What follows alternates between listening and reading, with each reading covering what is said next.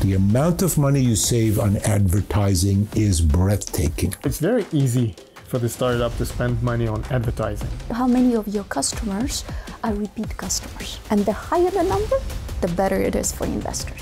When you say, honestly, what went wrong? What can we do to fix it? And you fix it. Customer referrals may, in effect, become a very effective sales channel for you. How many unhappy customers is it okay to have? 0. You bend over backwards. You jump as high as you can to keep your client.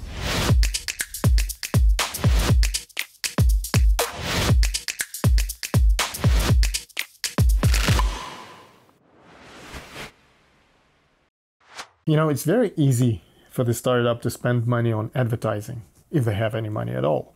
But it's very hard to create exciting customers who become your best salespeople. Let's talk why is it so important to learn how to keep the customers, and sometimes even more important than to get them. So we talked a little bit about quantifying the world of the customer. We talked a little bit about quantifying the world of the competitor.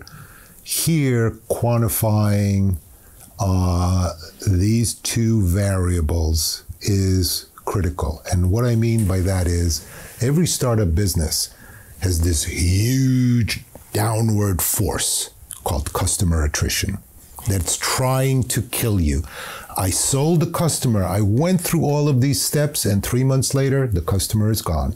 6 months later, the customer is gone. 9 months later, the customer is gone. And then they have another powerful force, which is positive word of mouth, where they don't spend any sales force time, don't spend any advertising, because their customers are selling their offer, their product, their service. If I'm an investor, I want to know how powerful this force is compared to this force.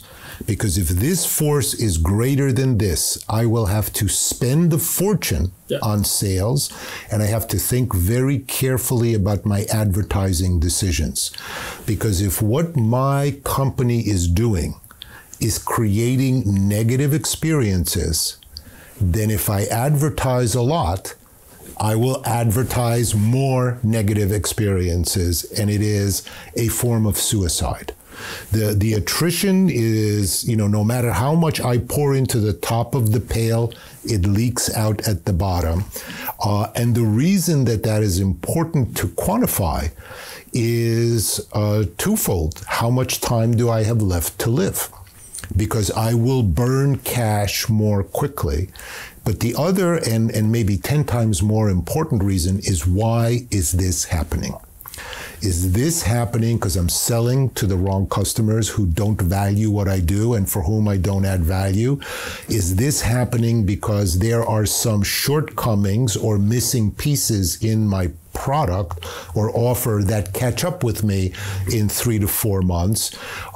Because understanding this tells me, who do I have to stop selling to? Because I don't want 3-month customers. I don't want 6-month customers. And what my product team, my service team, and other people have to do to change this number as quickly as possible. Its mirror image, on the other side, is the most important asset in the business. If I have a significant subset of customers, let's say for sake of argument, 20 to 30%, who are constantly recommending me to others, that means I have to ask myself whether I need to advertise at all. And we'll come back to that. There's another metric, which is very easy to generate through surveys, that asks the customer a simple question.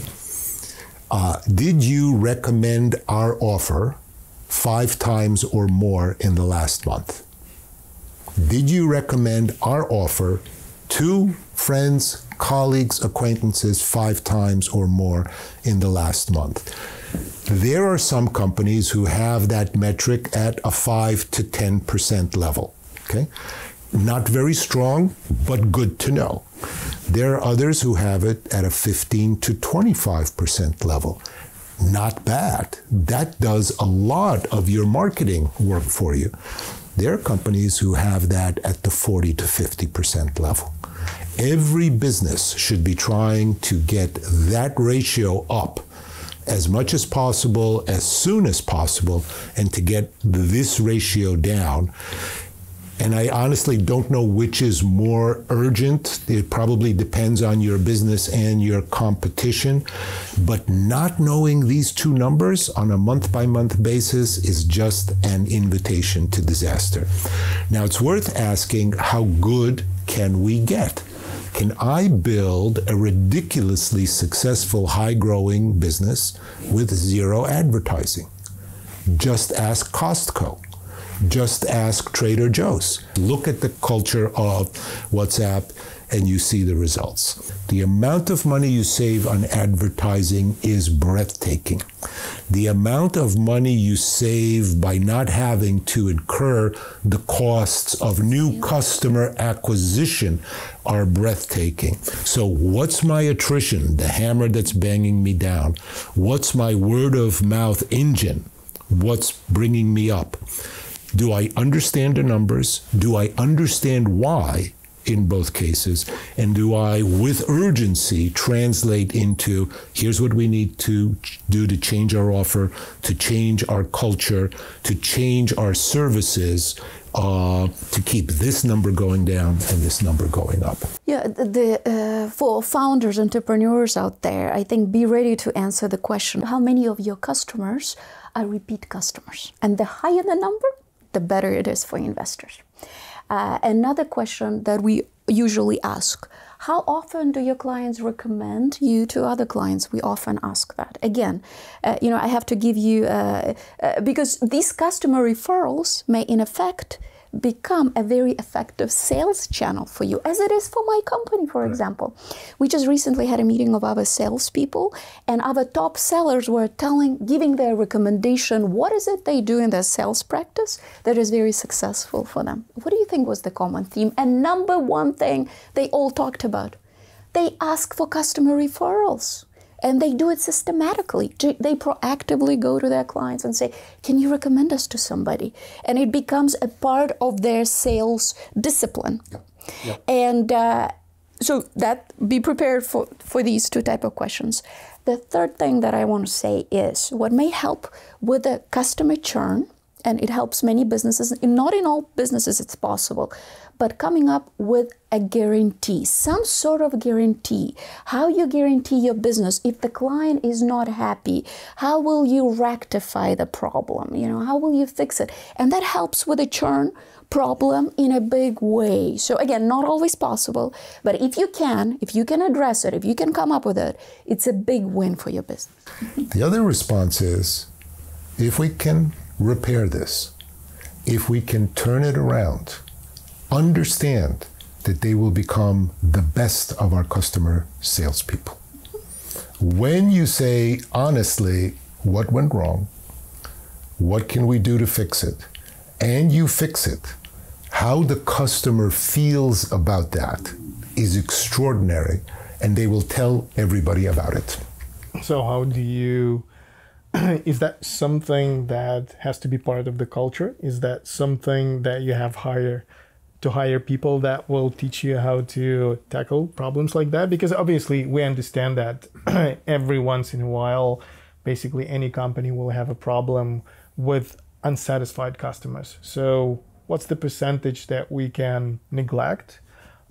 When do we have to start to panic? When do we have to start to react? I understand that we always have to do it at once, but again, not always we know how to react. What's the practice? So one very quick word of caution. It's not a big deal, but it's important. It used to be that if you looked at all the customers of a business by profitability, you'd have this, shape where some customers are extremely profitable, others are less profitable, and then the least are break even. So you need to know that, because if the ones that are unprofitable are leaving, that's not necessarily a bad thing. In fact, it may be your strategy. Because, and it's a subtle point, and you have to understand it, but there are customers, and this is, with total respect for them, what they need and what you offer are not a match. And so they're after you on price, they have higher costs than others, and they may not be the right customers for your business. So just to understand that. But then the fundamental answer to your question, I think, is for the customers that you should care about and do care about, if things didn't work out, it goes back to Natalia's point of reaction time. Immediately find out. Immediately ask the question, how can we make this right? Immediately offer some suggestions on how we can make this right. Because sometimes you can't fix it, depending on what the individual circumstances are. But in the majority of cases, you can fix it. And therefore, organizationally, I think you need two things. I think you need people who are part of the sales organization or right next to the sales organization who can come in and provide the services and the customization to repair that relationship. And the zero advertising is a phenomenal forcing function. If we are good as we think we are. And I think it's especially tough for the teams, and we know these examples, and we have them, a bunch of them, when you have a great growth, and then you tend to neglect the attrition because the growth is so great that you say, hey, I don't have time to pay attention to those customers that, stop being my customers. You're selling, you're busy with your product. Great point, and this is where founders or leaders have to step in. Everybody knows that in a great manufacturing company, how many defects are acceptable? No defects are acceptable. If you have a defect, when do you find it? Right away. When do you fix it? Right away. Because you fix it today for $1, and in a month you fix it for $1,000. It's the same kind of thing with customers. How many unhappy customers is it okay to have? 0 is the correct number. 0 is the correct number of unhappy customers to have. And so even if you're growing, you don't have to pay for the advertising, but you do have to pay for taking care of the customer. Yeah, only one point that I want to add, when when you're maturing already, you have more of an established business, then you look at your client base, these bring me the most, these kind of bring me regular revenue, I lose money with these clients, maybe these are not my best clients. But when you're just a startup and you're starting up, each client is so valuable, If you have to offer discounts, whatever you have to do, you keep each and every one because that's the foundation of your success. And that goes in line with our mantra, focus on revenue, focus on sales. Yeah. It's actually, it's true for a lot of established companies, not the startups, but startups might learn from it, that a lot of the companies, luxury goods, automotive, when they advertise their products, their cars, whatever, their goods in magazines, on the TV, whatever, they oftentimes do it not for the new customers, they do it for the existing customers. Yes. They want to keep them. Yes. You bend over backwards. You jump as high as you can to keep your client. The advertising is for the existing customer base. This is who I see myself as, this kind of person. And the company says, you're right, you are. But then for the established company, they have the money to do it. They have the budgets to do that. Startups don't. So I think the most important thing is not just not to lose clients, because you always will, but to understand why. And you've mentioned that, why are you losing these clients? And again, we're getting back to the customer obsession.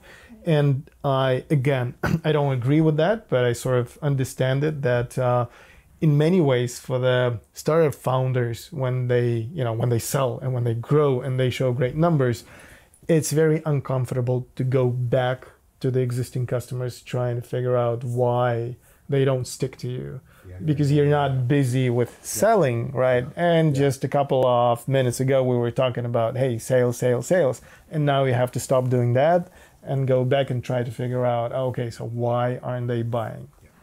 So, going back to what the outstanding founders do, attacking a competitive space where the gorillas are there, bad economics, okay? operating without knowing customer world, bad economics. Letting attrition happen, horrible economics, okay? Building a strong word of mouth engine, fantastic economics. Not just for the customer, but for the team inside the company. For the team inside the company. And so, you know, somebody needs to write a little sign that says how many defects are acceptable? 0. How many angry customers are acceptable? 0. Because in the short term, yes, it costs to repair the customer relationship. But again, what a good founder would do is say, okay, what did we learn from that? Because we had to fix it after it blew up. What do we do in our business and in our process to prevent that kind of thing for a customer that we do want to have from happening in the future? That's the real upside from managing it that way.